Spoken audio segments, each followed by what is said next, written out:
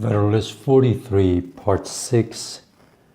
I stopped at the end of the 6th clause that Madison is looking at. So we'll go to the last two paragraphs of Clause 6. Should it be asked, what is to be the redress for an insurrection pervading all the states and comprising a superiority of the entire force, though not a constitutional right? The answer must be that such a case, as it would be without the compass of human remedies, so it is fortunately not within the compass of human probability, and that it is a sufficient recommendation of the federal Constitution that it diminishes the risk of a calamity for which no possible constitution can provide. He says, well, federal government can guarantee Republican form of governments to each state, and if a stronger, larger state wants to take over smaller state, federal government can stop it.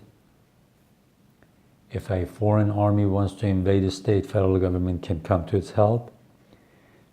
But after explaining and talking about all of these, he says, and there might be a case where all states get into a war with one another where no federal government can help in that case, if these states are crazy and foolish enough to do so. And he says, that's why we want this Constitution to go into effect. We want the Union to start on a sound footing, the good place where we don't even have to think about all these states going to war against one another. That's our hope, because if that happens, nobody can stop it. The last paragraph, Clause 6 says, among the advantages of a Confederate Republic enumerated by Montesquieu, an important one is that should a popular insurrection happen in one of the states, the others are able to quell it. Should abuses creep into one part, they are reformed by those that remain sound. So another benefit of a good federal union, even though here he quotes Montesquieu saying Confederate Republic, but he's thinking of a good federal republic, that if a rebellion happens in one state, the other states can stop it, come together, join forces and stop it. Or if some sort of bad government, like a disease, takes over one part only, then it can be quarantined and kept in that part till it is back to health. So it has the double advantages of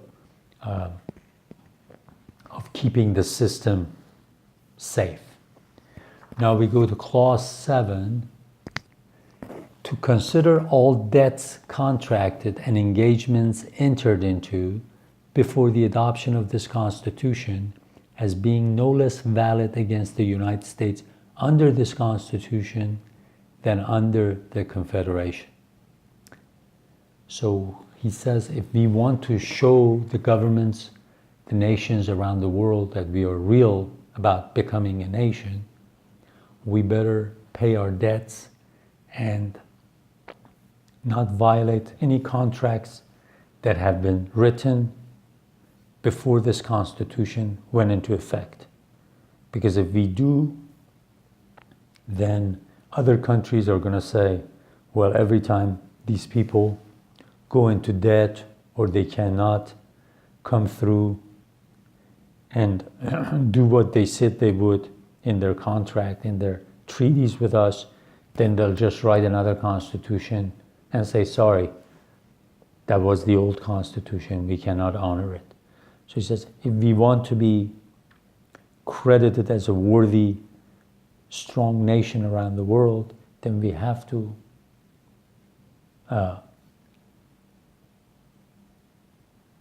keep valid all our contracts that we had previously made with other countries or people. Then he says this can only be considered as a declaratory proposition, and may have been inserted among other reasons for the satisfaction of the foreign creditors of the United States, who cannot be strangers to the pretended doctrine that a change in the political form of civil society has the magical effect of dissolving its moral obligations. So we don't want others to think that as soon as we change our government, then all our obligations are absolved. All of them are wiped away. Among the lesser criticisms which have been exercised on the Constitution, it has been remarked that the validity of engagements ought to have been asserted in favor of the United States, as well as against them. And in the spirit which usually characterizes little critics, the omission has been transformed and magnified into a plot against the national rights. The authors of this discovery may be told what few others need be informed of, that as engagements are in their nature reciprocal, an assertion of their validity on one side necessarily involves a validity on the other side, and that as the article is merely declaratory, the establishment of the principle in one case is sufficient for every case. They may be further told that every constitution must limit its precaution to dangers that are not altogether imaginary, and that no real danger can exist that the government would dare, with or even without this constitutional declaration before it, to remit the debts justly due to the public on the pretext here recommended. So here he's answering some of those anti-federalists who are criticizing this portion of the Constitution. Either way, all he's saying is that you have to hold your end of the bargain. If you made a contract, you have to honor it. If you made it before the Constitution was written, we have to honor it if we want to be respected around the world.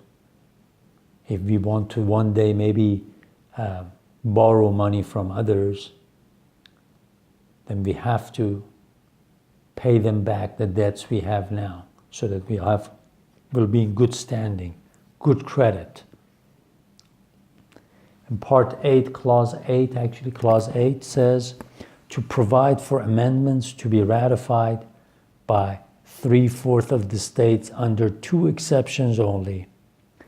That useful alterations will be suggested by experience, could not but be foreseen. It was requisite, therefore, that a mode for introducing them should be provided.